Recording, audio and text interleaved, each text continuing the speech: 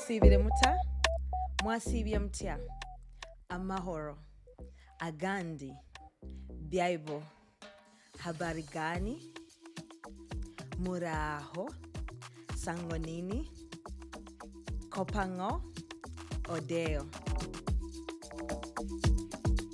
For those of you who are wondering what that was, these are some of the various local greetings found in East Africa's diverse languages.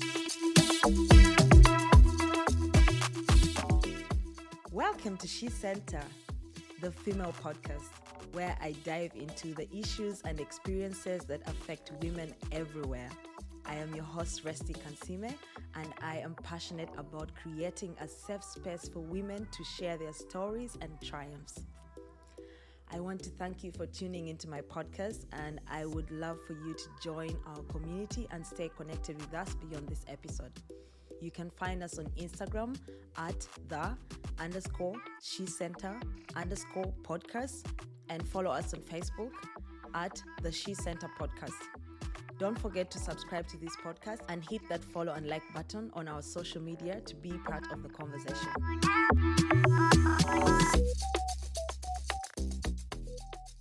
Welcome back to you all, and thank you once again to all the people who have been listening and sharing the episodes and commenting, and for all the feedback. And for those who are new here, welcome. I would like to start by asking for a favor. For people who are listening on Apple Podcast and Spotify, if you could just rate and review and maybe give comments right below this episode. And for those who are listening on the Buzzsprout website, you can only, give your feedback on our social media as mentioned in the introduction.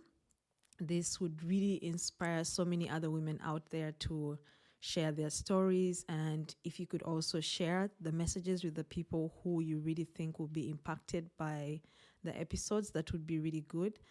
I am just an individual. I cannot reach everyone, but I'm believing that with your help, I can be able to make the impact that I really hope this podcast is doing. Today, I am thrilled to welcome an extraordinary guest who has not only inspired countless lives in Uganda, but has also earned recognition from none other than Bill Gates himself. Recently acknowledged as a hero in her field by Bill Gates, she has dedicated the past 23 years to the crucial mission of making hospital deliveries safer and more common. Wow. For our guest, this goes beyond being a job. It's her life's work, a calling she has felt as long as she can remember. In this episode, we have the privilege of delving into the remarkable life journey of this hero. I am truly honored to host her on this podcast, and our conversation left me with profound reflections. In March 2021, the Ugandan Bureau of Statistics reported a significant drop in the maternity mortality rate from 438 deaths per 100,000 births in 2011 to 368 deaths per 100,000 in 2021. Reflecting a steady decline since 2000. My guest Eva is among the unsung heroes working tirelessly day and night to bring about these changes. She is a teacher, she's a mentor, a mother, a wife, an advocate, and above all, a hero. After our conversation, she is my hero. She has dedicated her life to this cause, but has embraced it as her purpose.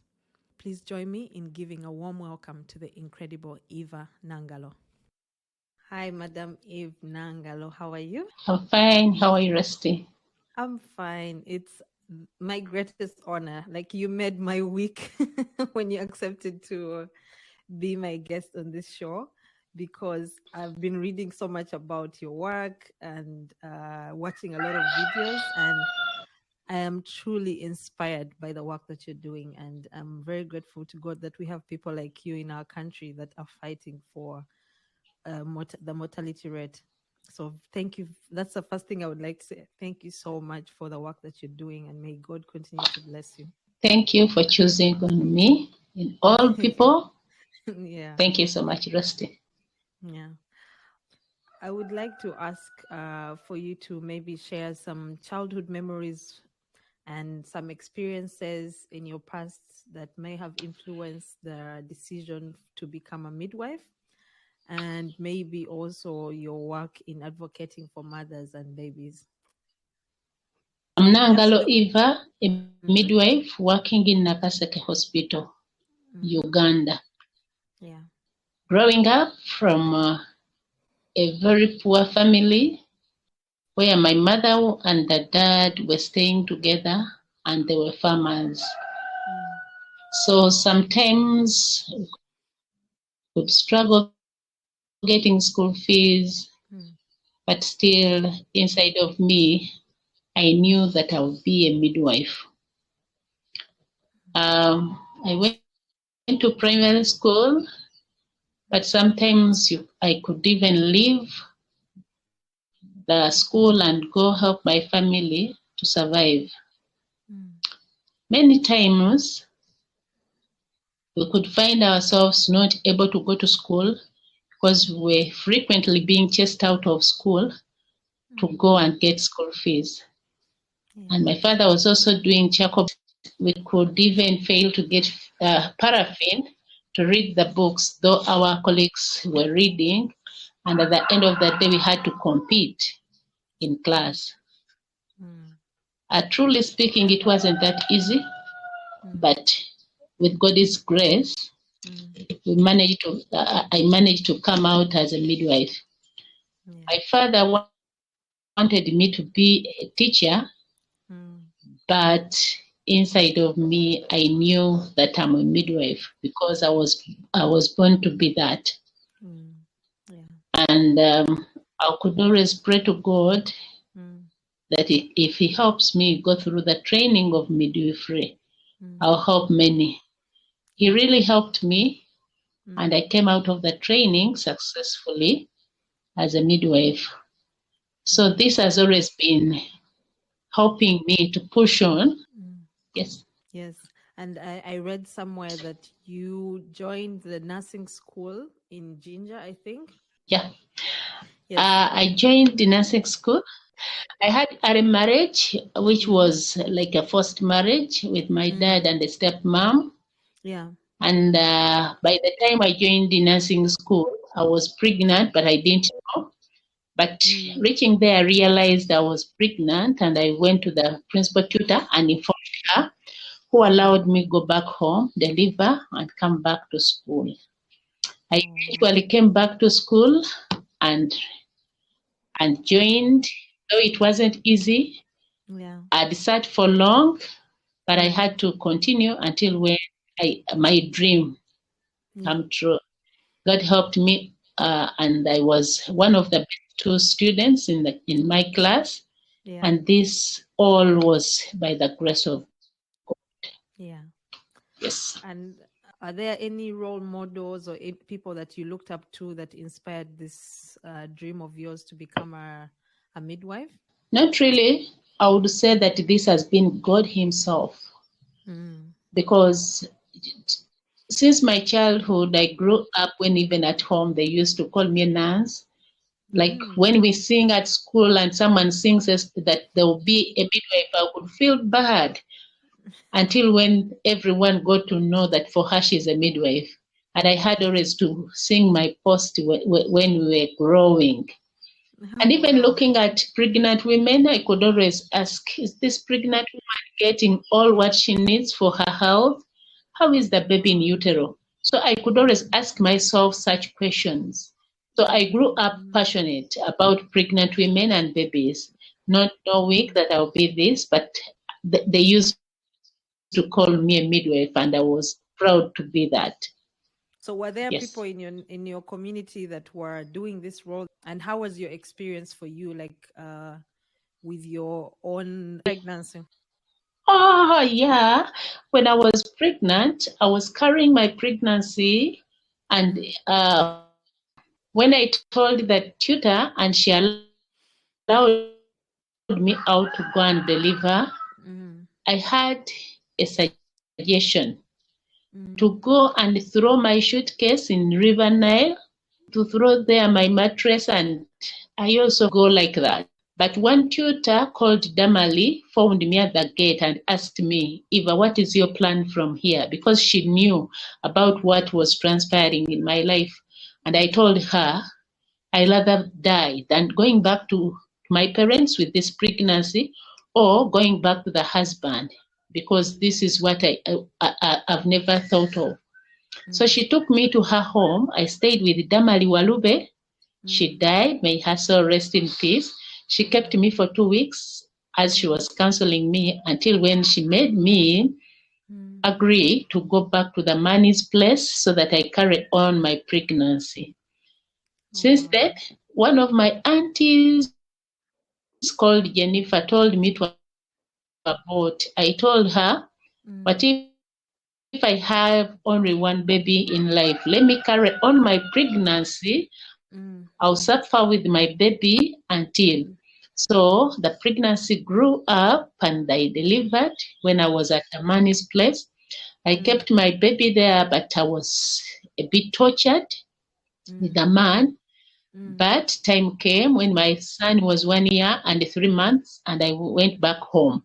Then I told my dad that I never wanted to get married. I wanted to become a midwife. So I'm going back to school in order for me to achieve my dream. He was positive and he assisted me. I was sure my midwifery up to the end. But all in all, the grace of God has been such. Maybe what I can tell girls outside there, that if the first chance comes, use it well. But if you lose it and you get a second chance, please push until when you get your dream back. I'm happy that I'm a midwife who was born to be a midwife. Than becoming anything else. And we thank God that you are a midwife because clearly we can see it's your purpose. Okay, I would like to ask about your recent future in Bill Gates Heroes in the Field.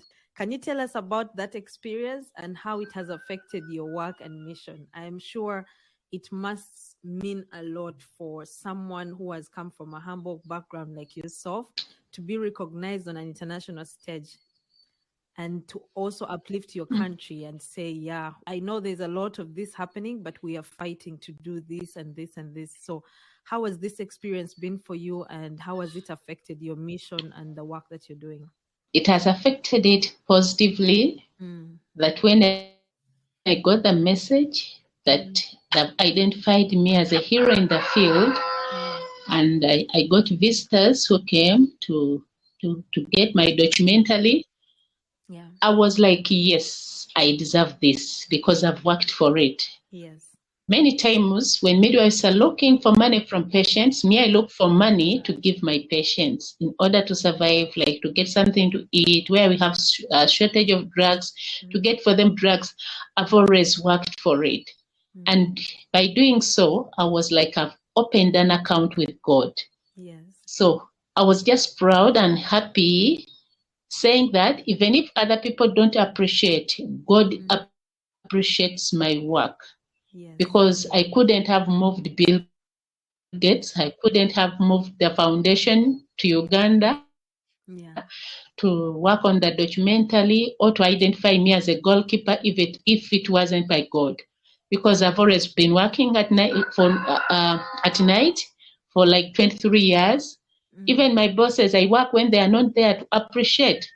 Even sometimes you even work in darkness, but even when it's dark, God is seeing the heart.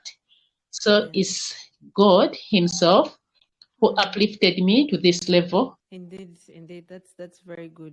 Others, you treat, some will deliver, but even lack like anything for transport back home. So these are most challenges that they get. Some will bleed after delivery, but remember, sometimes even the feeding at home during pregnancy is not that good.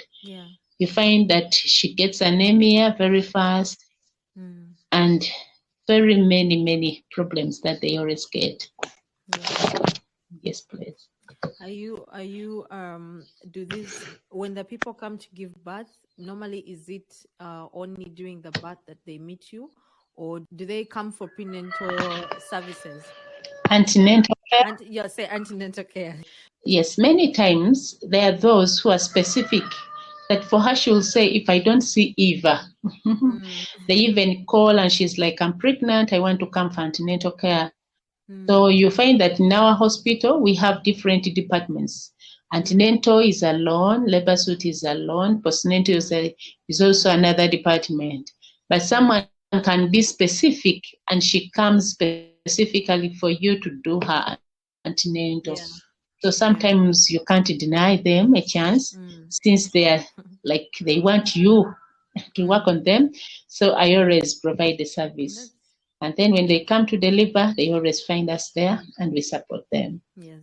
I really got to know that I'm the answer to someone who is in pain. Yeah, that's true. I do know that in many cases, for people who are living, for instance, in Kampala or in the bigger cities, they usually have to spend a lot of money to go through this antenatal, prenatal, the monthly checkups to see if the baby is fine and all that stuff. Are these kinds of services also available to the mothers in remote villages? Are they available to them at a free service? Is it possible for someone to come and do checkup monthly to see if everything is fine, or is this something that is a challenge right now? No, it's okay and very free in our health services, public health services. Antenatal is free. They always come for checkups on a monthly basis, and all the tests which are done are free. Okay. Yes. I'm glad to hear that. But due to extreme poverty, there is someone who will just fail to even get transport to reach the healthy facility where there are free services. And if she gets transport, then she'll reach the health facility when it's late for her, that she has already got complications. Yeah. So such is also there. Yes. Yeah, I can understand. And I also understand that you sometimes use a torch. I watched the documentary and it was saying that one lady, I think the doctor was not willing to proceed with the birth experience. And you stood in and said, no, this is going to happen. I'm going to use a torch, even if the electricity is off. Can you talk a little bit about this? This seems like a very interesting story. Yes. In Uganda, you find that sometimes power is on and off. Yeah. So our electricity or power supply is not reliable. So sometimes power go off, but this can't stop a mother who is near second stage to push. She will push the baby because the baby is coming. Will not wait for power to come back. But in the hospital here, these days we have a generator, but it consumes a lot of fuel. So you find that sometimes the hospital fails to put fuel in time. So there you have to use a torch or to use a lantern to conduct a delivery. Because labor can't wait, it's more of an emergency. Yes. So such in Uganda is common. We are used to it. Are there any other challenging situations that you've encountered while you're assisting childbirth, and how you can tell us a little bit of how you've managed them, apart from the electricity? Yes, sometimes there's shortage of equipment. Sometimes you lack blood. When there is shortage of blood in the country, or there is just stock out of blood in the facility, the mother will bleed and you'll have to manage. So we run around in other health facilities, we make calls, sometimes we run there to make sure that you pick like a unit of blood to save a life. But there are times when there are stockouts of drugs. Me, I always tell people that I keep my hair short because whichever dollar I don't spend styling up my hair can be used to save a life of a mother or a baby. So many times these things happen. So when others are looking at getting, like buying the drugs and selling it to patients, me, I'm looking at getting little money to buy for my patients the drugs which are not there in order for them to survive. Because many times you can think they will buy for themselves and they end up when they don't have money. Yeah. But remember, when a mother dies in my hands, no one will look at the stock out. They will always say the midwife neglected the mother and died in labor's ward. So many times you find yourself that you have to put in something little in order to save a life. Even $1 can save a life. Doesn't mean too much money. That's true. And this we've been doing this for long, and we are used. Yeah. I'm glad to hear that. I actually just thought about these prenatal vitamins. Are they offered to the patients for free, or do they have to pay for this? They are free, but if there are stockouts, they will have to buy some. But they are free. Government provides. Okay, that's good to True. hear. I know you've played a very crucial role in establishing a new clinic in Nakaseke, a newborn clinic. Could you tell us a little bit about this clinic and how it has impacted the maternal and infant health in your region? Yeah, it wasn't easy starting it. We used to suffer a lot. As a midwife who used to work night duty, you could deliver a premature at night, but you have to move to Chiwoko Hospital, which is the nearby health facility, which had a NICU by then. But remember, sometimes the mother has been scissored. She can't move with you. Sometimes she's still unconscious, but you need to save a life. Yeah. So instead of having kangaroo mother care, you do kangaroo midwife care. And you sit on a motorbike to reach the next facility to save the life of the baby. With the newborn baby? Sometimes on the way, you find the baby is not breathing. Oh my God. Yeah. Because today we have an ambulance, but there is a time when we had no ambulance. Yeah. And even if we have one. If it has gone, let's say, to a national referral hospital with let's say any other patient, and you deliver such a premature, you'll not wait until when one ambulance comes back. Yeah. Or it's there, but there is no fuel.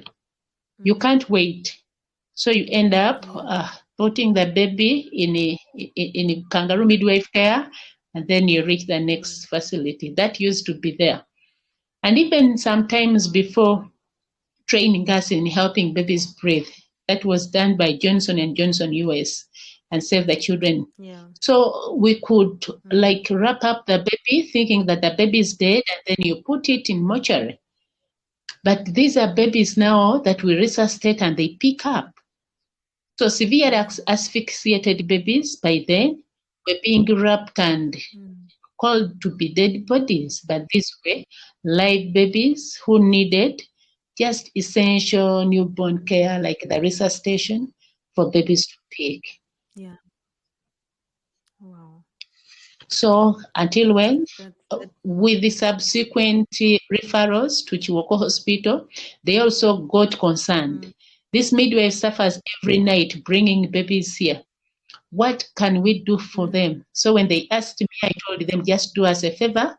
That was a dollar group which made a NICU for Chiwoko Hospital. I requested them to come and do the same in Nakaseke Hospital because we're overwhelmed with the numbers of premature babies and asphyxiated babies. They agreed and came to Nakaseke Hospital, but it was a tug of war to make my bosses at the district to accept to sign the memorandum of understanding. Some of them were saying these people have like ghosts which will kill more babies in the hospital. So I had to convince them that since we've always been referring babies to them and the babies have been like helped to get better, they will do the same when they reach our health facility. So I went with them up to the district headquarters, up to my bosses, the leaders of the hospital, until when they allowed them to come and start for us a neonatal unit also. The unit is now working, saving many babies. saving prematures, saving asphyxiated babies. And even if I don't like directly work in the department, but wherever I hear a report from there that babies are being saved, I feel I'm part of that. I just feel so proud that I'm saving lives that side. Even if I just pushed for it to reach our health facility, I feel I'm part of the saving of the lives of those babies who are in NICU now. It's fully functional, that we now even have staffs who work there, and even equipment provided by Adala, and Ministry of Health has also picked interest. So we are better off now and saving many babies around Nakaseke district. Because even Luwero, Nakasongola, and other districts around us are sending babies now. So I'm just that happy to see that my input is saving many babies. Yes. Wow, that's an amazing achievement right there. I also know that you're also very, very keen on pushing for training of midwives as an essential part of your work.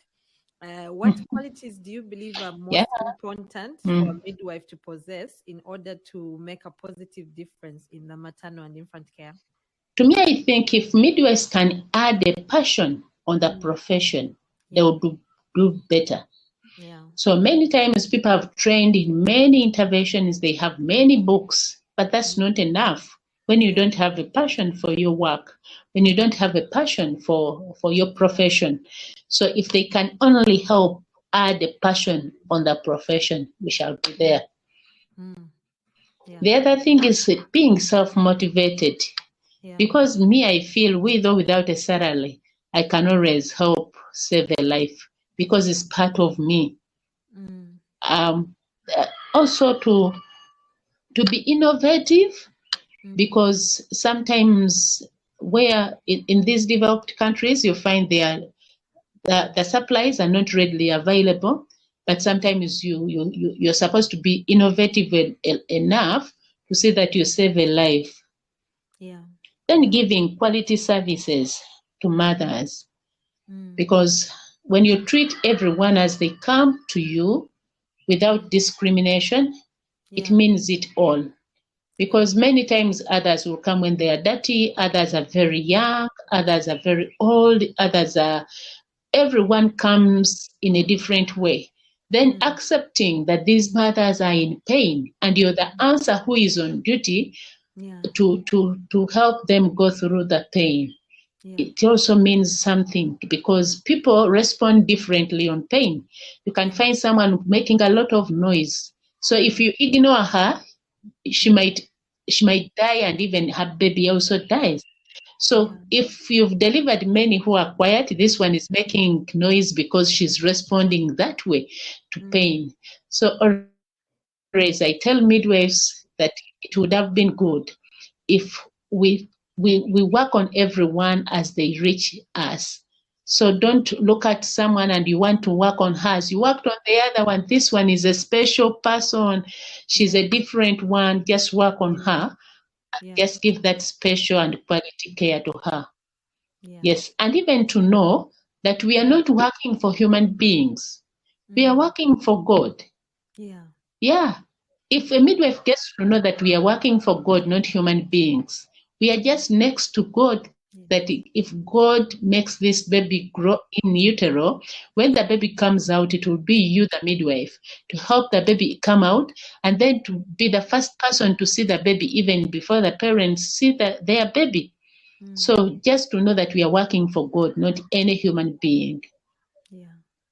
Wow. And even to put God first. If you put God first, you will not look at like getting money from patients, some people look at money first, but money doesn't mean everything. This is someone's life. Just do the needful so that you save them. At the end of that day, it will be good to reward you. So you find others, the salary is not good, this one is not good. True, it's not, and it will never be. But think about the God that you're serving, who is even seeing in secrecy where no one is seeing. Sometimes it's night. Sometimes this baby can't even say thank you So you're there. The mother is there in pain. So don't use their desperacy to do whatever you want on them. Just do what is right, and God is there to reward you. Wow. Eva, Sure. it's truly inspiring hearing you speak about all this. And indeed, what you've mentioned is very true. I know you're also advocating to reduce the prenatal HIV transmission. Can you share some insights into the strategies and some of the programs you've implemented to address this issue? Yes. New infection is less elsewhere, but it was becoming too much because the baby grows in the blood of the mother. And when the baby is coming out, then the baby is breastfeeding all that exposure. We were getting many babies who are positive, but our government and Ministry of Health has put the strategy, which is elimination of mother to child.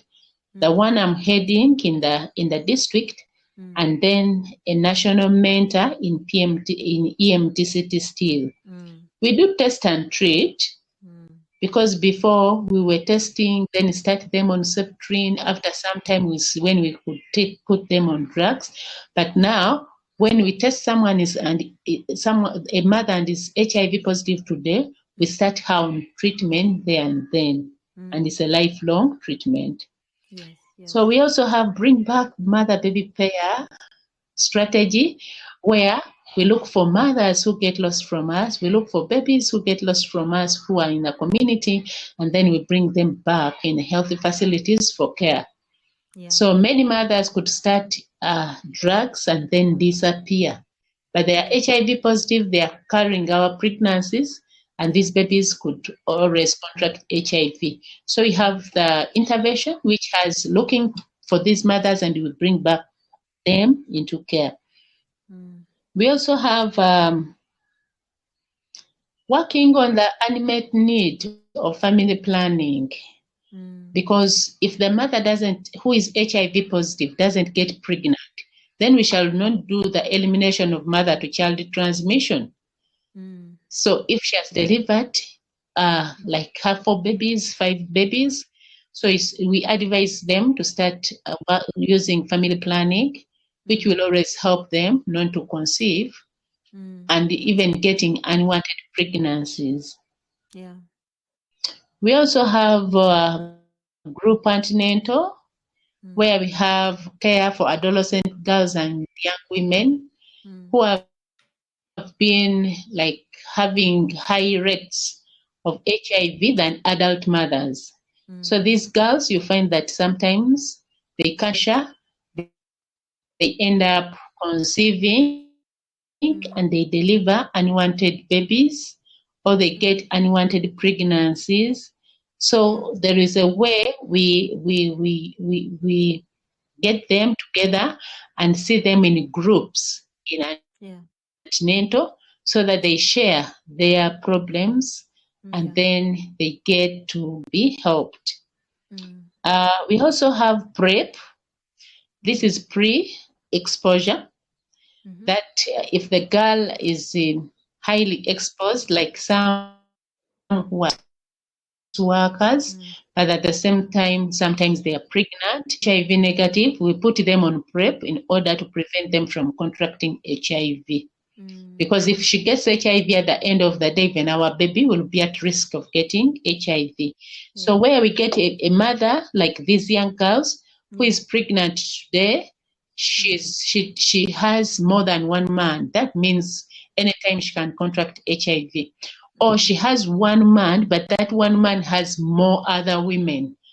Anytime she can contract HIV from those other women. So what we do, we put them on PrEP, which is pre-exposure prophylaxis to help us so that they don't get the HIV. We also provide PEP and the provision of emergency contraceptive to girls who are raped. Sometimes girls are raped and they end up getting HIVs, they end up getting unwanted pregnancies. But when they come within the 3 days of rape, we provide PEP, which helps them not to get HIV and give them emergency contraceptive to avoid unwanted pregnancy. and many more other interventions which are on board. But we are seeing that we are reducing the infections in young babies.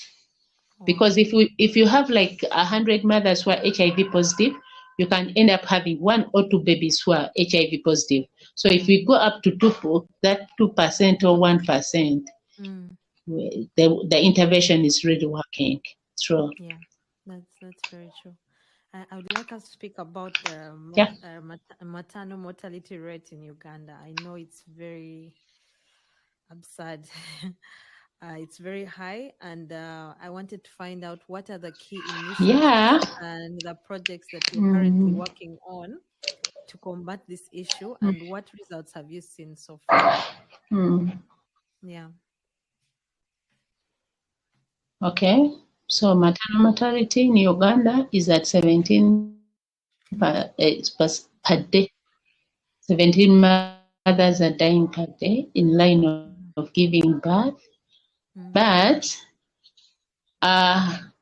Ministry of Health has put audits in every healthy facilities, every district. Where one mother dies, many questions. Committee of audit and look into the reasons as to why maybe this mother died. You block or bridge some gaps so that when you're continuing to provide services, many other mothers will not die of the same. But there are things that I'm looking at that they would have carried some more water if they were put on board. For example, it will not be that on the daily basis in that one facility or that one district we are losing mothers. So this is countrywide, having 17. That means now, like in Nakaseke, we can lose 1 mother in a year or in like 6 months. Let's say those are 2 mothers in a year. That means, if possible, we would have had the DHO on board for that audit meeting, the member of parliament on the board for audit meetings, because sometimes you find that things which make these mothers die are beyond us as health workers. We sit and audit it, but sometimes you can't even audit the poor road network, which failed this mother to reach the health facility in time. Or as she was coming, she passed via potholes and then she even fell down. She got an accident. She reaches the health facility when she has bled or she has ruptured her uterus. At the end of the day, you find you're losing a mother, you're losing a baby, but it wasn't your fault. It was due to poor road network. So some things we can't cover them as health workers. So we sit together and look at ways of bridging gaps.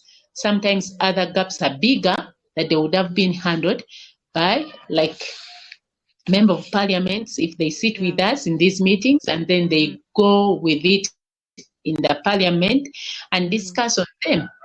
So it's something that I'm looking at if given a chance that they allow to have all these big people for these audit meetings if they happen or if we lose a mother.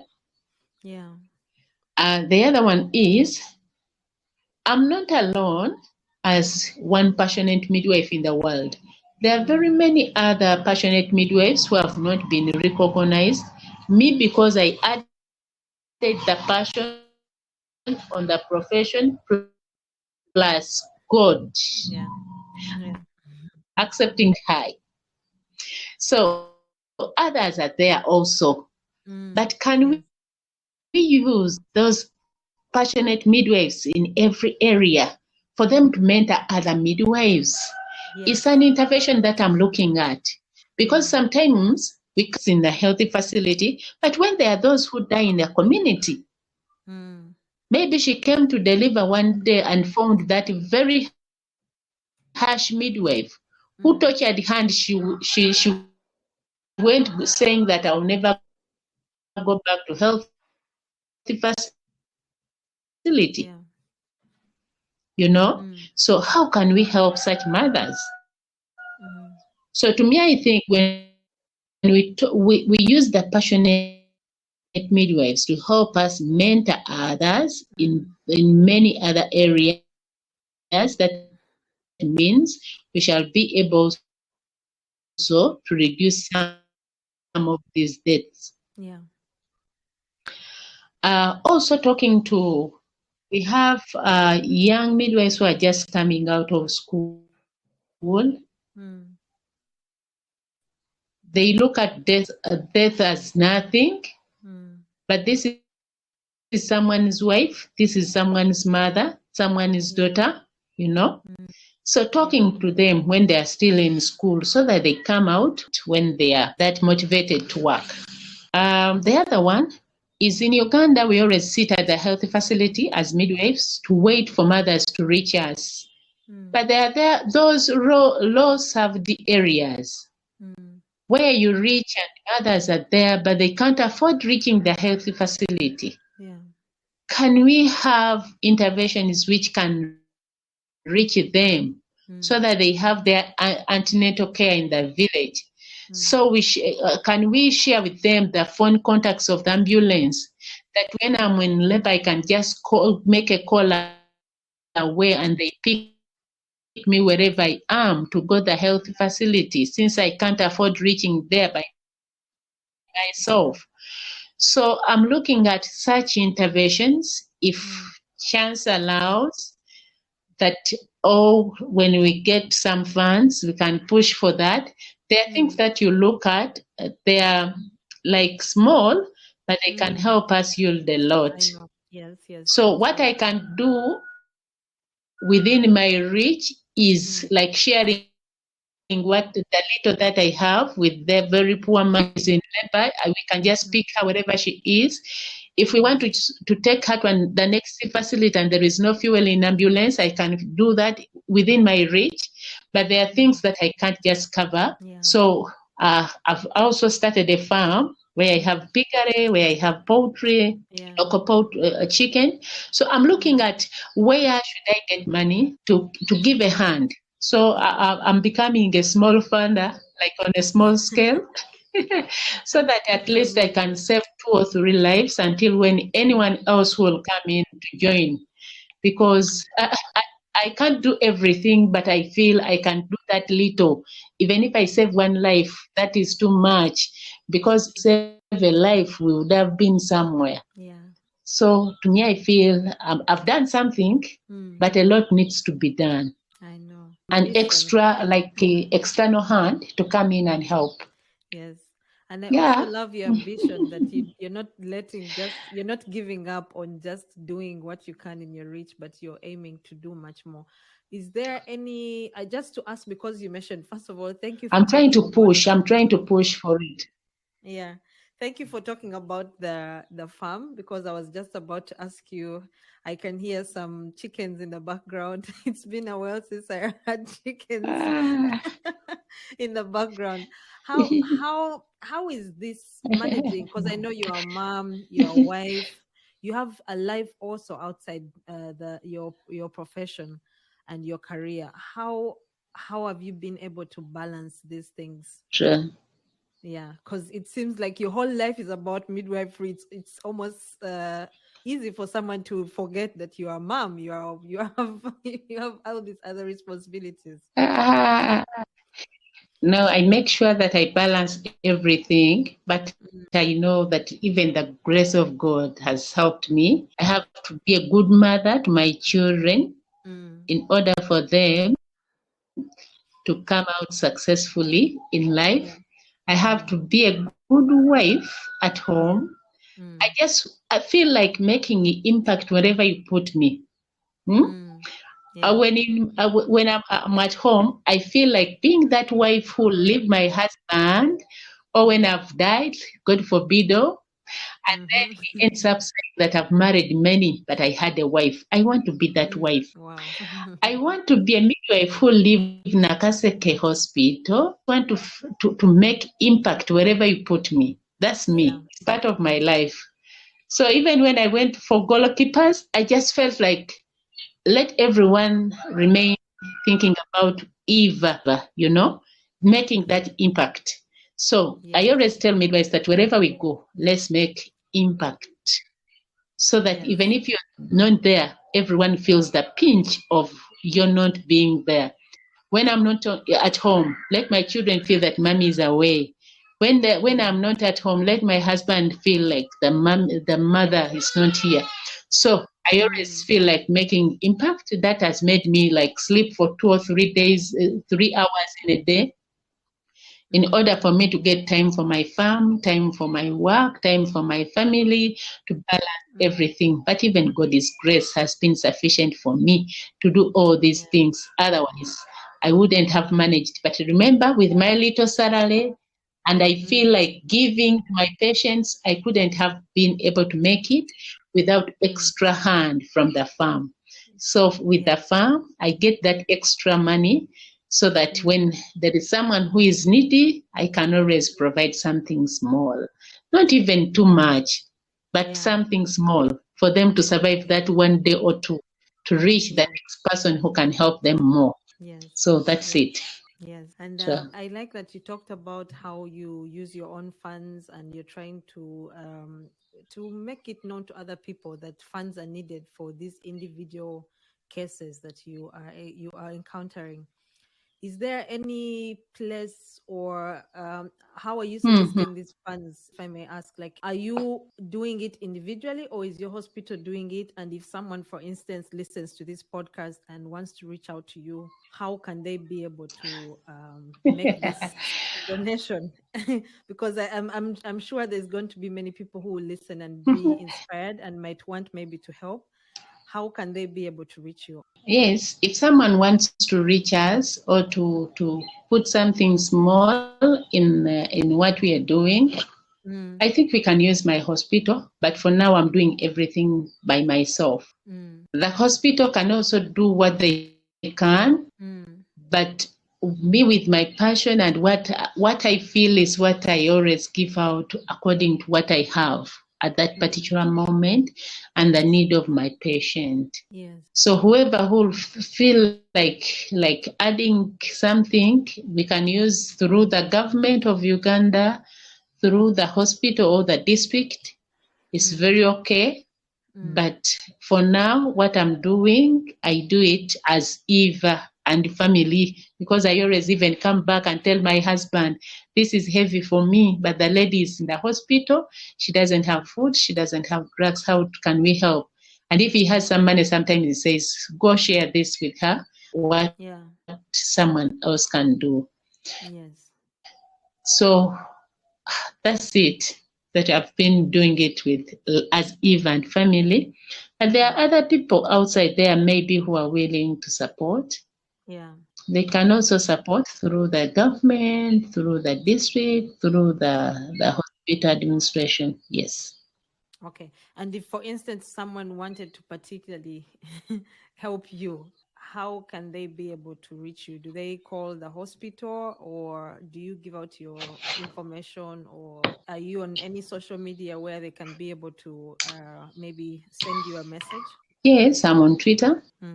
I'm on WhatsApp. Okay. And I use also the email. Okay. So I always share my contacts. It's okay. What's your Twitter handle? At Nangalo Eva. EVA. Yes.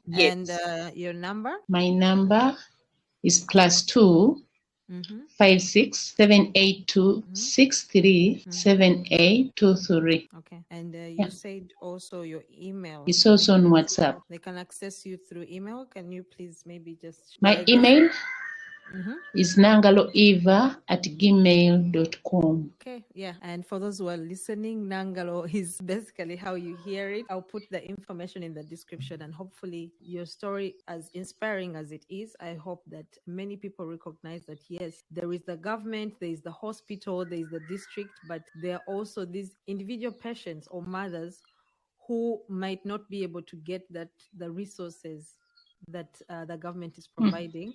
Because you're a person who is in contact with them, it's easier for you sometimes to be able to do this work and be able to help them to access some of the resources. Eva, I'm really, really, like I said, I'm very honored for all your wisdom, your knowledge, and clearly you are indeed, they didn't make any mistake. You are indeed a hero in the field. You are. I am sure very many children are growing up and And many mothers, I heard that, I watched in the video in the hospital, your hospital, everyone was saying many people are naming their children after you, and your students are very happy Yes, to have you. So that we can see that you are a they're proud purpose driven person, and I to am have proud me to know. as one of their mentors. True. Yes, yeah. Is there anything that you might want to say to add on that we haven't discussed before we conclude? Or maybe you can speak to a mother out there, or any person, any woman out there. Yes, mothers outside there that whenever they are pregnant or planning to get pregnant or in labor, let them come and deliver in healthy facilities where we can give care to them.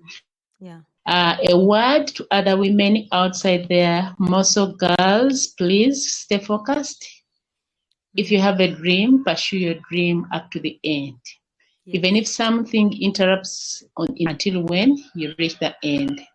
Yes. To the government of Uganda, to the world, I'm just requesting that we involve midwives whenever we talk about a mother and a baby.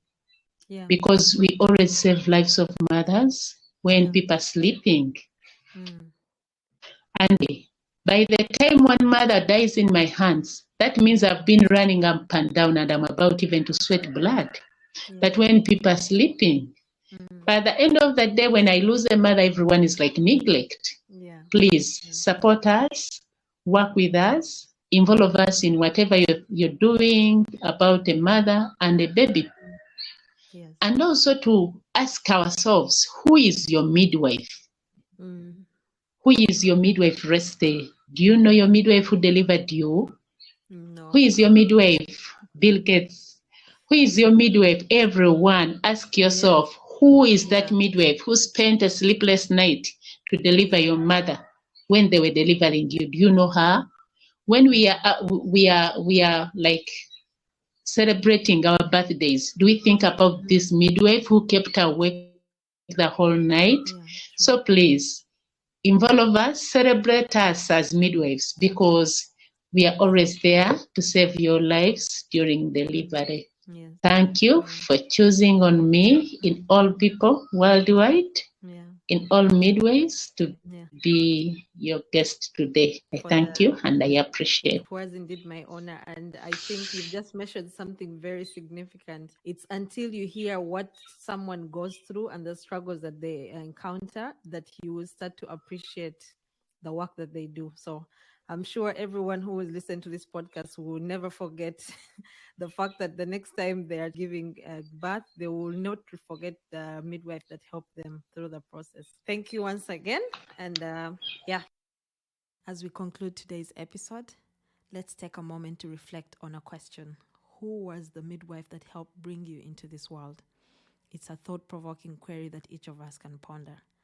After hearing from our extraordinary hero, Eva Nangalo, it became evident how impactful midwives are in this world, and the appreciation they deserve cannot be overstated. Eva, thank you so much for not only sharing your valuable time with us, but most importantly, for the incredible work you're doing to save the lives of women and children. If you've journeyed with us this far, I am certain Eva's story has left an incredible impact, as it did for me. I encourage you to reach out to her, express your support, and find ways to contribute to the positive changes she's making in this world. We are truly grateful for selfless individuals like Eva.